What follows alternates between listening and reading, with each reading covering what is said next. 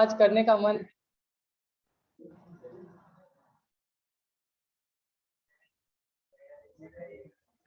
लिखिए लिखिए, consideration for which shares can be issued.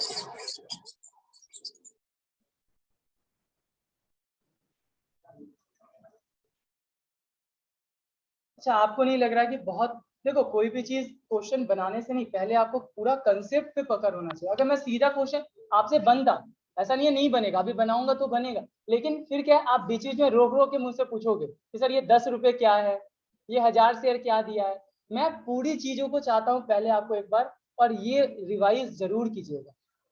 Revise कीजिएगा तो आगे के सारे प्रैक्टिकल क्वेश्चन आसान हो जाएंगे समझ में। चलो, कंसिडरेशन सबसे पहले मुझे बताओ, कंसिडरेशन क्या होता है सर? कंसिडरेशन क्या होता है बताइए तो ना। यही चीज है, कंसिडरेशन मतलब अपने को जो भी रिटर्न में मिलेगा। सुन लीजिए, अगर मैं कार खरीद रहा हूं और कैश दे रहा हूं, अगर मैं कार खरीद रहा हूं और कार के बदले कैश दे रहा हूं, तो सर सामने वाले पर्सन के लिए वो कार के बदले क्या मिल रहा है? कैश। तो वो कैश उसके लिए कंसिडरेशन होगा। और मेरे लिए बताइए, कैश के बदले मुझे क्या मिल रहा है? कार। तो कंसिडरेशन मेरे लिए क्या होगा? कार। कंसिडरेशन का सिंपल मीनिंग होता है जो आपको प्राप्त हो रहा है। जब आप पैसा किसी को पे करेंगे तो जो भी वापसी में मिलेगा वही मेरा क्या है? कंसिडरेशन। कंसिडरेशन मतलब होता है जो भी आपको रिटर्न मिल रहा है, something in return, something in return. यहाँ पे लिखिएगा shares can be issued, shares can be issued. अच्छा बताओ, कंपनी शेयर क्यों इशू कर रही है? सोच के देखो, कंपनी क्या चाहता है शेयर इशू करने? मतलब हाँ, कंपनी शेयर इशू करके पैसा चाहता है। सर दो ही चीज हो सकते हैं, shares can be issued for, या shares can be issued a for cash, for cash B for consideration,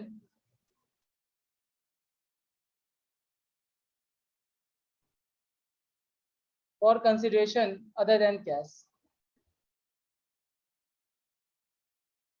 other than cash sir मतलब कंपनी जब भी शेयर इशू करेगा तो उसको रिटर्न में या तो कैश मिलेगा या अदर देन कैश मिलेगा। अब अदर देन कैश क्या है? कैश तो समझ में आता है ना आपको, पैसा। फटाफट से बताओ तो, अगर मैं बोलता हूँ कैश मिलेगा तो आप क्या बोलते? आप बोलते सर कैश बैंक डेबिट हो जाएगा, आपको कैश बैंक प्राप्त हो रहा है, और किसके बदले प्राप्त हो रहा है? कैपिटल के बदले। यही कहोगे ना आप? हाँ या ना?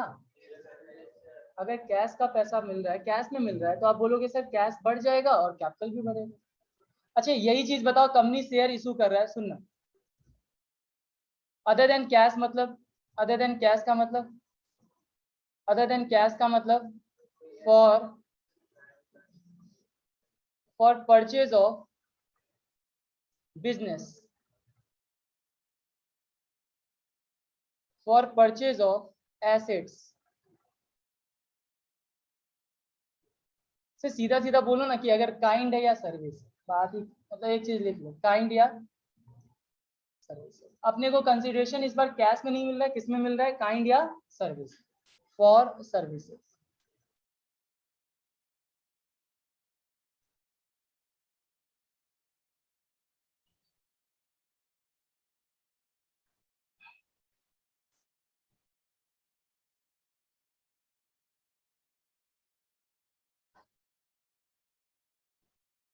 इसका मतलब यहाँ पे कंपनी, कंपनी शेयर देगा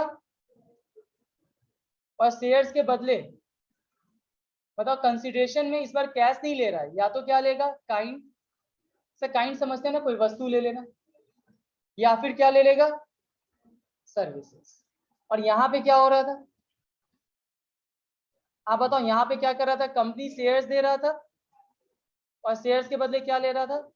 कैश।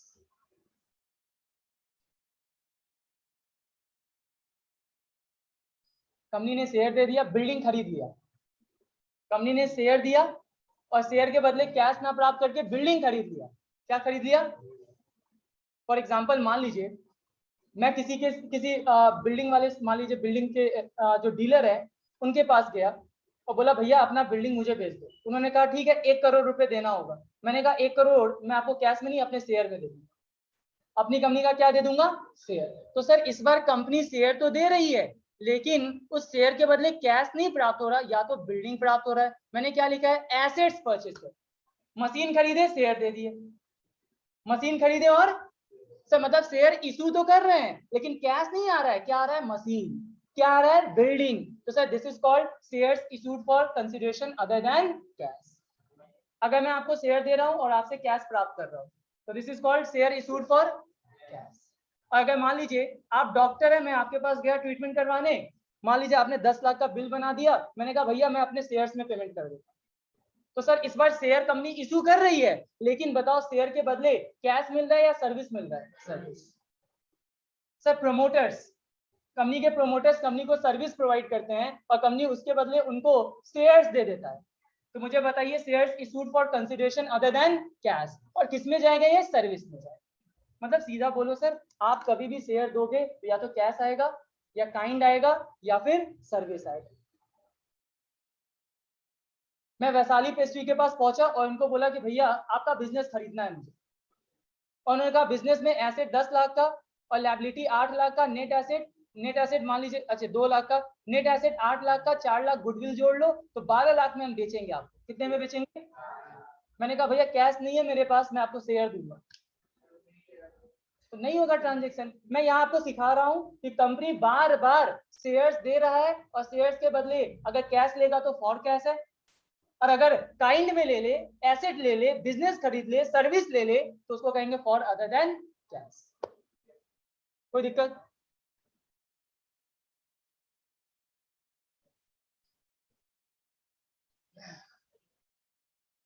तो ध्यान रखिएगा कभी भी शेयर्स इशू किया जाएगा किस कंसिडरेशन के लिए? या तो आपको रिटर्न में कैश मिलेगा, या तो आपको रिटर्न में काइंड और सर्विसेज। सर हमें सबकी अकाउंटिंग ट्रीटमेंट सीखनी है। हाँ, इसमें 2 पार्ट कीजिए। जनरली कंपनी पब्लिक ऑफर जब करती है ना, सुन लीजिए, पब्लिक ऑफर जब करती है तो उसका इंटेंशन काइंड सर्विस होता है या कैश होता है? कैश। सर पब्लिक ऑफर मतलब कंपनी बोल रही है हमको 10 करोड़ रुपए चाहिए, हम मार्केट में ऑफर निकालने जा रहे हैं शेयर्स का, तो वहां पे उसका इंटेंशन क्या होता है? कैश। कंपनी फॉरेन में एक इंपोर्ट कर रही है टेक्नोलॉजी को, मशीन को, और उस मशीन की कीमत 50 करोड़ है, तो सर वहां हो सकता है कि जो सप्लायर है मशीन का वो बोल सकता है कि हमको आपके कंपनी का शेयर चाहिए। कभी कभी कैश से ज्यादा सर कंपनी के शेयर में भी इंटरेस्ट रखते हैं। क्यों? क्योंकि शेयर का वैल्यू बढ़ जाता है। अच्छा अब एक चीज ध्यान दीजिए, 50 करोड़ के बदले वो शेयर ले लेंगे। अगर कैश में डीलिंग चल रहा है तो इसमें भी 2 चीज होगा कि जो पैसा कैश में आना है वो या तो वन टाइम में आएगा या तो फिर इंस्टॉलमेंट। तो लिखिए कैश के अंदर 2 बातें। सर कलेक्शन जो होगा, जो भी कलेक्शन है, जो भी कैश का कलेक्शन है वो किसमें होगा? इन लमसम और इन इंस्टॉलमेंट। सर मतलब आप कैश में दोगे तो पैसा या तो वन टाइम में ले लोगे, लमसम मतलब वन टाइम में, और वन टाइम में कब ले लेते हैं? Eight the time of application. हम एप्लीकेशन के ही समय सारा पैसा ले लेते हैं। सर इंस्टॉलमेंट में होगा तो कैसे लोगे? इंस्टॉलमेंट लेंगे पार्ट बाई पार्ट। पहले इंस्टॉलमेंट को अब नाम याद रखना पड़ेगा। पहले इंस्टॉलमेंट का नाम होता है application money. First installment money is called application money. Second installment money is called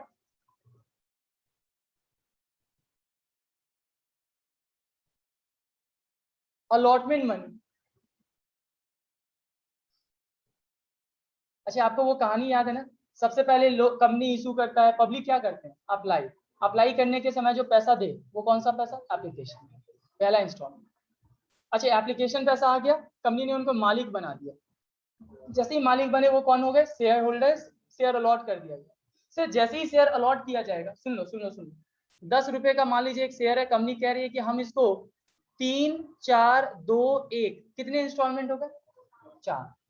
कितने इंस्टॉलमेंट मंगा रहे? 4। पहला इंस्टॉलमेंट ये कब मंगाया जाएगा? एप्लीकेशन के समय, और उसका नाम क्या होता है? Application money. सर दूसरा इंस्टॉलमेंट कब मंगाया जाता है? जनरली दूसरा इंस्टॉलमेंट आपको जब कंपनी शेयर्स अलॉट कर देती है। मान लीजिए 1 महीने बाद कंपनी ने डिसाइड कर लिया हम किसको शेयर दे रहे हैं, जिस दिन शेयर अलॉट करेगी उसी दिन कंपनी सेकंड इंस्टॉलमेंट मांगती है, उसी दिन सेकंड, और सेकंड इंस्टॉलमेंट को क्या नाम दिया गया? Allotment money. आपको पता चल गया नाम ऐसा क्यों दिया गया? क्योंकि सर उसी दिन कंपनी शेयर्स अलॉट करती है, वो डेट ऑफ अलॉटमेंट है, और इसीलिए सेकंड इंस्टॉलमेंट का नाम क्या पड़ गया? Allotment money. अच्छा, इसके बाद सर, अच्छा इसके बाद होता है, इसके बाद जितने भी अब इंस्टॉलमेंट आएंगे उसको हम बोलते हैं कॉल्स। क्या बोलते हैं? क्या बोलते हैं? कॉल्स। अब कॉल्स के अगर टुकड़े हो जाए, जैसे आपको देखो 2 इंस्टॉलमेंट और है, तो हम बोलेंगे फर्स्ट कॉल मनी। सर अगर सेकंड है तो second call money, and so on. और सर लास्ट जब होगा, मान लीजिए यहाँ तो सेकंड कॉल ही लास्ट है, तो इसके साथ लगा देंगे second call and final money, या सेकंड एंड फाइनल कॉल लिख लीजिए, second and final call. Sir क्या थर्ड कॉल हो सकता है? हाँ हो सकता है।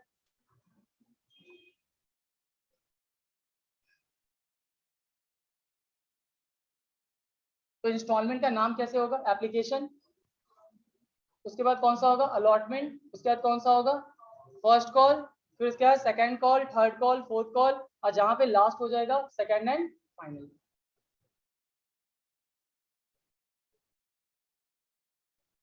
चलिए हो गया यहां तक।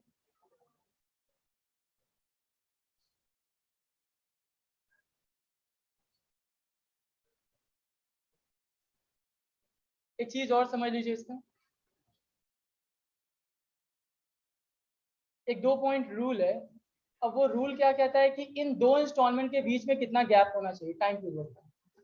कैसे सब सारा पैसा एक ही दिन मंगा ले, या सारा इंस्टॉलमेंट है मान लीजिए एक एक दिन के गैप पे मंगा लेगी कंपनी, क्या 10-10 दिन के गैप पे निकाल लेगी? सर आप अपने से कैसे बोल सकते हो? इसका रूल कहाँ लिखा होगा? Companies act 2013। और अगेन रूल में, या अच्छा एक और चीज है, कंपनीज एक्ट 2013, और साथ में ध्यान से सुन लीजिए, अगर आपकी कंपनी स्टॉक मार्केट में बड़ी अच्छा बताओ ये कौन सी कंपनी है, प्राइवेट कंपनी है पब्लिक कंपनी? सारा डिस्कशन पब्लिक पे चल रहा है, और पब्लिक कंपनी बड़ी कंपनी होती है, वो स्टॉक मार्केट पे रजिस्टर्ड भी होती है। तो जो कंपनी स्टॉक मार्केट में चली गई सर, उस पे एक और पर्सन है, अथॉरिटी है, सेबी। सेबी का भी रूल अप्लाई होता है। सेबी कहते हैं securities exchange board of India. जैसे बैंकिंग सेक्टर, मॉनिटरी सेक्टर को आरबीआई कंट्रोल करता है, स्टॉक मार्केट को सेबी कंट्रोल करता है। तो ये सारे रूल किसके भी लग सकते हैं? सेबी के। बस इतना। अच्छा, इन्होंने कहा कि सर 2 के बीच में गैप कितना होना चाहिए? 1 महीने, कम से कम कितना होना चाहिए? 1 महीने। सर एक काम करो, ये बुक से ही बता दो, वहीं पे टिक लगा देंगे। अब हर चीज छोटा छोटा लिखोगे, बहुत ऐसा होता था ना पहले, मैं ये सब चीज उतना नहीं करवाता था, ठीक है, प्रैक्टिकल अपना, लेकिन मेरा बार बार मानना ये है कि कौन सा क्वेश्चन उठा देगा आपको पता नहीं है, आप देख लीजिए उसमें, फिर बाद में बोलिएगा सर तो ये बता ही नहीं थे 1 महीने का गैप होता है। हाँ, एग्जाम देने के बाद बोलिएगा सर पेज नंबर 9.21, 9.21, और आप लोग तो बिना बुक के पढ़ाई करते हैं। कीजिए, अब मैं बोलूंगा ना, कीजिए जो करना है कीजिए, मस्ती में कीजिए, मेरे तरफ से खत्म। बस मैं उसी दिन बोलूंगा जिस दिन टेस्ट लूंगा। 9.21 मैं बस टेस्ट के दिन बात करूंगा, और वो भी पेरेंट्स सबसे बात करूंगा। मेरा अब आप लोग को समझाने का बिल्कुल मन नहीं। 9.21 बहुत समझा दिया आप लोग को, समझ गए आप लोग। 9.21 उसमें देखिएगा एक बॉक्स बना के लिखा हुआ, 9.21 में एक बॉक्स बना के बच्चा लिखा हुआ है amount of application and calls, ऐसा लिखा हुआ है क्या? हाँ। उसमें देखिए, अब कहता है कि calls are provided in the article of association. Calls का जो भी रूल होगा सब कहाँ लिखा होगा? आर्टिकल ऑफ एसोसिएशन, ठीक है, ये फाल। सेकंड देखिए, सेकंड पॉइंट देखिए, तो if the company doesn't have its own AOA, बच्चा सारे पॉइंट्स देखो उसमें, अगर कंपनी का अपना एओए नहीं है तो याद होना चाहिए कहाँ का रूल लगता था? Table F. सब मैं दिखा के लेके आऊं, अगर कंपनी का अपना एओए नहीं है, पब्लिक लिमिटेड कंपनी का, तो कंपनीज एक्ट में कौन सा? Table F. और टेबल एफ में क्या लिखा हुआ है पढ़िए तो एक बार, अ पीरियड ऑफ, अंडरलाइन कीजिए, a period of 1 month must exist between 2 calls. Sir मतलब 2 इंस्टॉलमेंट के बीच कितना गैप होना चाहिए? 1 महीने का। मतलब अगर कोई कंपनी चाहती है कि फर्स्ट कॉल हम 10 अप्रैल को कर ले और सेकेंड कॉल 20 अप्रैल को कर ले, पॉसिबल? रूल कहता है 30 दिन के बाद आप सेकेंड कॉल मांग सकते हैं, आप तुरंत सेकेंड कॉल में। Second, amount of one call, ये भी पढ़िए, amount of one call should not be more than 25% of the, underline कीजिएगा, 25% ऑफ द नॉमिनल और face value of shares, 25% of the face value of shares. उनका ये भी कहना है कि कोई भी इंस्टॉलमेंट 25% उस शेयर के फेस वैल्यू के 25% से ज्यादा नहीं हो सकता। ज्यादा मतलब सर इनका कहना है कि जो भी इंस्टॉलमेंट होगा वो इंस्टॉलमेंट अप टू कहां तक होगा। अगर मान लीजिए सर फेस वैल्यू, अगर फेस वैल्यू शेयर का 10 है तो बताओ उसका जितने भी इंस्टॉलमेंट होंगे वो कितने होंगे, 2.5, 2.5, 2.5, 2.5। इनका कहना है सिंपली कि अगर फेस वैल्यू 10 है तो आप एक कॉल पे 25% से ज्यादा नहीं चाह सकते। 25% से ज्यादा का कॉल आप डिमांड अप टू कितना परसेंट डिमांड कर सकते हैं, 25%। किसका 25%, इशू प्राइस का या फेस वैल्यू का। ऐसा ऐसा कंफ्यूजन करेगा, 25% ऑफ इशू प्राइस, नो, हमें 25% इशू प्राइस का नहीं, किसका लेना है, face value, and there is a difference between face value and issue price. Next, notice of 14 days period should be given to shareholders to pay the amount।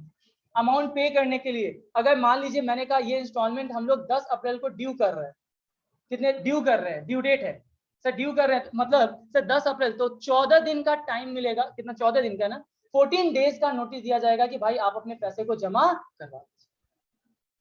Company किसको बोल रही है, शेयर होल्डर्स। कितने दिन का नोटिस, उस 14 days के gap के भीतर आप अपना पेमेंट करवा।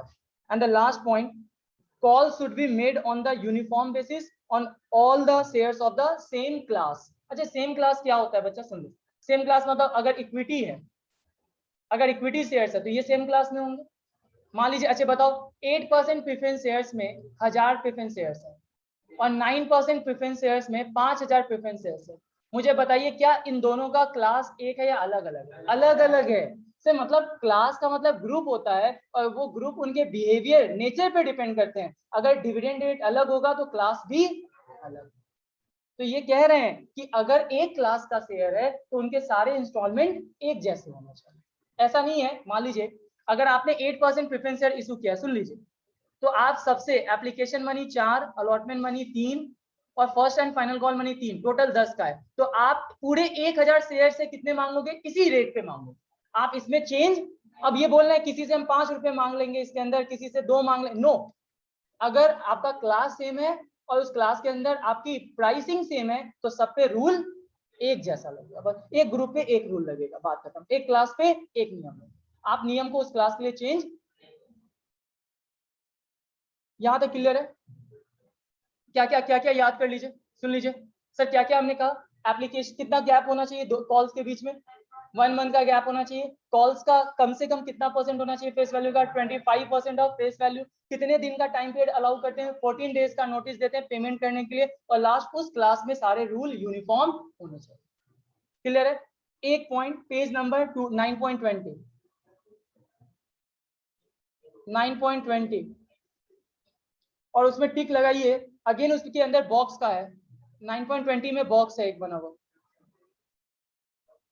9.20 में बॉक्स है बना हुआ, आपको मिला बॉक्स।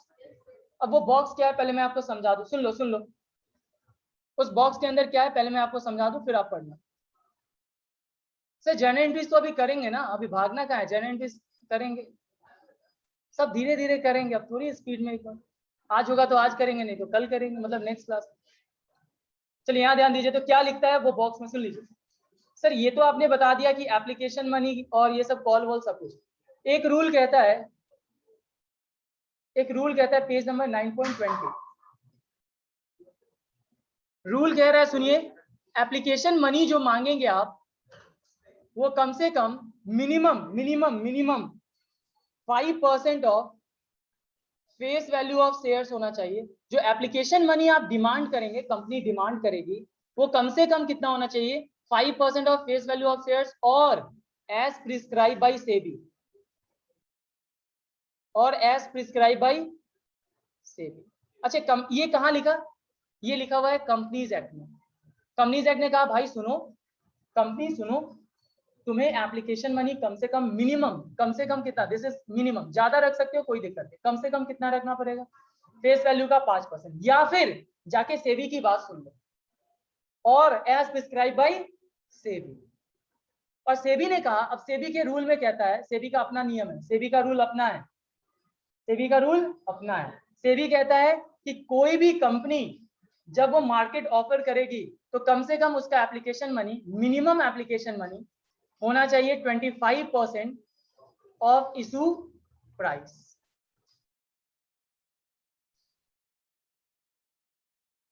कंपनीज एक्ट ने क्या लिखा, फेस वैल्यू का 5% मिनिमम, ज्यादा आप कर सकते हैं, उससे कम नहीं। और सेबी जो प्रिस्क्राइब करेगा वो, और सेबी में क्या लिख दिया गया, 25%, लेकिन किसका, इशू प्राइस का। अब इसमें मैं थोड़ा सा आपको डिटेल बता देता हूँ। एक शेयर है मान लीजिए 10 रुपए का, एक शेयर जिसकी फेस वैल्यू 10 है, इसको हम इशू कर रहे हैं प्रीमियम पे 15 में, 10 + 5, समझ आ रहा है आपको, फेस वैल्यू प्लस प्रीमियम, 10 का शेयर 15 में दे रहे हैं, 5 रुपए का क्या हो जाएगा प्रीमियम, इशू प्राइस कितना होगा बच्चा 15, फेस वैल्यू 10, 5 रुपए प्रीमियम ज्यादा, तो आप दे कितने में रहे 15। अब अगर मैं चलूं कंपनीज एक्ट के हिसाब से, तो कंपनीज एक्ट 10 का 5% बोलता है, मतलब इनके हिसाब से एप्लीकेशन मनी मिनिमम कितना होना चाहिए, 0.5 से ज्यादा होगा चलेगा, 0.5 से कम नहीं, 0.25 का एप्लीकेशन मनी, 25 पैसा नहीं मांग सकते, 10 पैसा से 50 पैसा मांग सकते, हाँ 1 रुपए, 2 रुपए, 5 रुपए आप ज्यादा मांग सकते हो, लेकिन 50 पैसा से कम at the time of application. अच्छा, सेबी ने क्या कह दिया, सेबी ने कहा 25% इशू प्राइस का, तो इशू प्राइस का 25%, 15 का 25% बताइए कितना होगा, 3.75, 3.75। अब सेबी के हिसाब से मिनिमम एप्लीकेशन मनी कितना होना चाहिए, 3.75, कंपनीज एक्ट के हिसाब से 0.5। अब सुनना सर, कंपनीज एक्ट के हिसाब से 0.5 है और सेबी के हिसाब से कितना है। अच्छा, अगर मान लो कोई कंपनी 3.75 फॉलो कर ले, मान लो कोई कंपनी मिनिमम एप्लीकेशन मनी 3.75 रख दे, तो वो सेबी के भी रूल को फॉलो कर लिया और कंपनीज एक्ट के भी रूल को, क्योंकि कंपनीज एक्ट में ज्यादा तो हो सकता है, कम नहीं। सर कंपनीज एक्ट में मिनिमम कितना आ रहा था, तो क्या मैं 3.75 रख सकता हूँ, यस। तो सर अगर मैं 3.75 रखता हूं तो सेबी का भी रूल फॉलो हो गया और कंपनीज एक्ट का भी रूल फॉलो हो गया। तो इसका कंक्लूजन ये है कि कंपनी इशू प्राइस मंगाती है 25% ऑफ इशू प्राइस। कंपनी अपने एप्लीकेशन के समय कितना कॉल्ड अप करती होगी sir, minimum 25% of issue price. Sir मतलब एक्ट वाला वो ध्यान नहीं रखते हैं, वो किसका ध्यान रखते हैं, सेबी। जैसे ही सेबी का फॉलो करोगे सर कंपनीज एक्ट का ऑटोमेटिकली फॉलो हो जाए। कुछ बात समझ आई या ऊपर से चलाई, हाँ तो थोड़ा सा लॉ है तो थोड़ा कंफ्यूजिंग है, लेकिन हाँ इतना याद रखना है कि एप्लीकेशन मनी कितना होना चाहिए। अगर एक्ट से चले तो 5% ऑफ फेस वैल्यू, अगर सेबी के हिसाब से चले 25% ऑफ इशू प्राइस। पॉइंट याद रखिएगा, इशू प्राइस। और सर क्या फॉलो किया जाता होगा मैक्सिमम कंपनी के द्वारा, 25% ऑफ, क्योंकि वो फॉलो करने पे ऑटोमेटिकली 5% ऑफ फेस वैल्यू आ जाता है। एक और एग्जांपल देख लो, बताओ अगर फेस वैल्यू 100 का है, सर डिस्काउंट पे तो दे नहीं सकते ना, आप या तो 100 में इसको इशू कर सकते हो अभी अभी, या फिर आप 100 से, अभी अभी तो आपने पढ़ा था कि सर कभी भी हम शेयर्स को डिस्काउंट पे इशू नहीं कर सकते। तो सर अगर मान लो आप 100 पे कर रहे हो, अगर सेबी के रूल के हिसाब से 25% मंगाते हो 100 का, तो 25 रुपए आता है, और सेबी और कंपनीज एक्ट कितना कहता था 100 का 5%, तो 5, तो ऑटोमेटिकली आप 25 जब मंगाओगे तो सेबी भी फॉलो और कंपनीज एक्ट भी फॉलो। सुनिएगा, कंसंट्रेट कीजिए। मैंने कहा बच्चा 100 है, इशू भी 100 में कर रहा है, तो सेबी कहता है 25% इशू प्राइस का, तो 25 रुपए, जैसे ही आप 25 रुपए करोगे से सेबी का भी रूल कंप्लाई हो जाएगा और कंपनीज एक्ट का भी। अच्छा इशू प्राइस 120 है, बताओ 120 का 25%, 12 दूना 24, 30। सर जैसे ही आप 30 रुपए एप्लीकेशन मनी रखोगे, आप एप्लीकेशन मनी कितना मंगाओगे 30, सेबी का भी रूल फॉलो, क्योंकि कंपनीज एक्ट के हिसाब से तो सिर्फ कितना आ रहा है 100 का 5%, 5। इससे कम, इससे ज्यादा, ये हम किसकी बात कर रहे हैं, मिनिमम, किसकी बात कर रहे हैं, मिनिमम एप्लीकेशन। मिनिमम से मिनिमम कितना होगा, उससे ज्यादा चल सकता है लेकिन उससे कम नहीं। याद रहेगा इतना। तो देखिए अब बुक का लाइन पढ़ लीजिए फटाफट से। 50 पैसा तो अभी चलता बच्चा अच्छा 50 पैसा कुछ लोग बोल रहे चलता नहीं है, लेकिन आपको पता नहीं है बैंक में या डिजिटल मनी में 50 पैसा चलता है। सर एक शेयर क्या 10 पैसे का हो सकता है? हाँ। आपके अगर ऐसा नहीं होता तो बैंक वाले कभी डेसिमल में रखते ही नहीं। आपका बैंक अकाउंट का जो फिगर होता है वो तो डेसिमल में होता है, तो इसका मतलब सर डेसिमल में भी चलता है। हाँ प्रैक्टिकल 50 पैसे मतलब रियलिटी में वो जो कॉइन होता है हार्ड में नहीं चलता लेकिन सॉफ्ट में चलता है। देखिए पेज नंबर 9.20 कुछ पूछ रहे थे क्या? हाँ 25%, हाँ 50%। अच्छा यहाँ सुन लीजिए, क्या हम एप्लीकेशन मनी 50% रख सकते हैं? सर क्यों नहीं आप ज्यादा रख सकते हो लेकिन कम। मैं बार बार वर्ड यूज कर रहा हूँ मिनिमम एप्लीकेशन मनी, मिनिमम से किसका लिमिट है? मिनिमम। आप ज्यादा से कोई बोल रहा है 100% पूरा मंगा ले एप्लीकेशन, कर सकते हो, लेकिन हाँ 25% से कम एज पर सेबी और 5% फेस वैल्यू से कम एज पर कंपनीज एक्ट नहीं। पढ़िए तो ये बॉक्स फटाफट पढ़िए, पेज नंबर 9.20 बॉक्स पढ़िए 9.20 का। अकॉर्डिंग टू से सेक्शन नहीं भी, सेक्शन 2-3 सेक्शन में आपको खुद लास्ट में बता दूंगा, ये याद रख लो। अभी बस इतना पढ़ लो। क्या कहता है कंपनीज एक्ट? मिनिमम अंडरलाइन कीजिए, minimum application money should be 5% of nominal value of shares or such other percentage as may be prescribed by SEBI। और नीचे फिर डार्क में क्या लिखा? डार्क में क्या लिखा? SEBI prescribes that application money should not be less than 25% of issue। Sir एक काम करो ना, इसको सिंपल लैंग्वेज में एक पॉइंट बस लिख लीजिए, मिनिमम फटाफट से लिखिए, क्योंकि बुक वाले लैंग्वेज से मुझे सेटिस्फेक्शन नहीं। आप पता नहीं वो पढ़ेंगे भी नहीं पढ़ेंगे, याद भी नहीं रहेगा। लिख लीजिए सिर्फ एक पॉइंट, बस ये मिनिमम एप्लीकेशन मनी लिख लीजिए।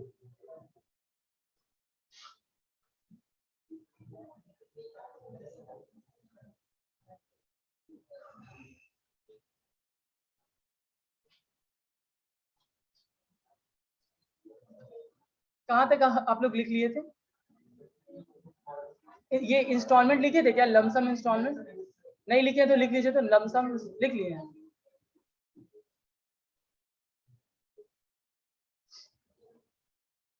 वो सब तो याद रहेगा, 1 महीने का गैप वो सब तो ठीक है, यहाँ पे लिख लीजिए नोट लगा के।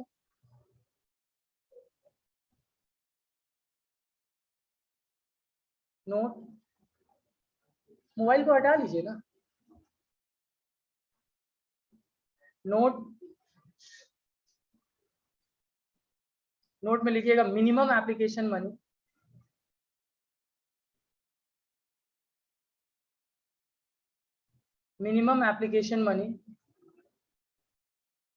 is equal to 5% of face value of shares। Face value को ही नॉमिनल वैल्यू कहते हैं।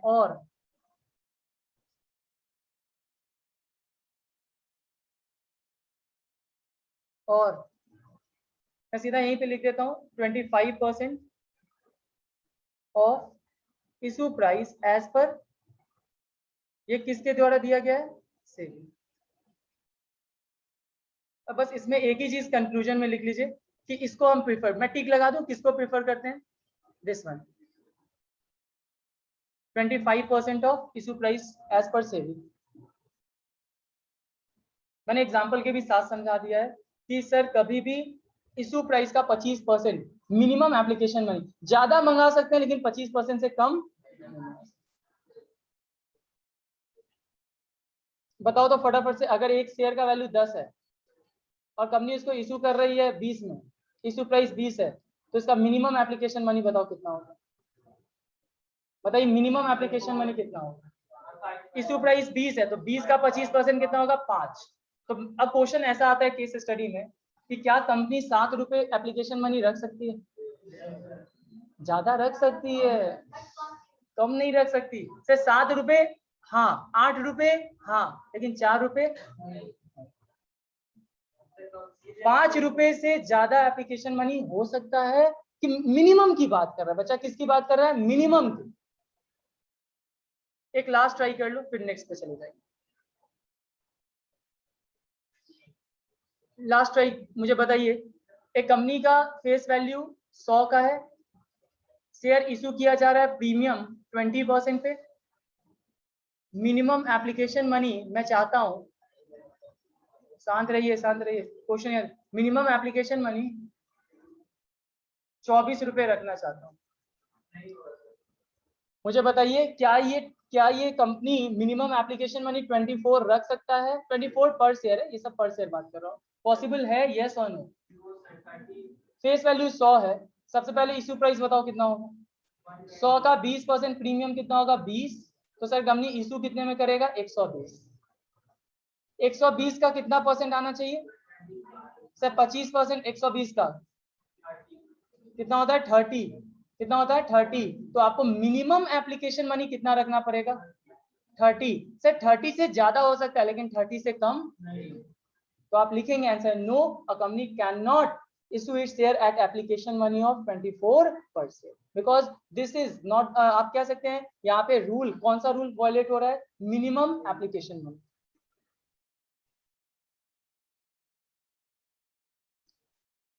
कंसेप्ट नंबर कौन सा है? 6। कंसेप्ट 7 देखिएगा, कंसेप्ट नंबर 7। कंसेप्ट नंबर 7, अरे इतना धीरे धीरे तो पढ़ा रहा हूँ। Concept number 7,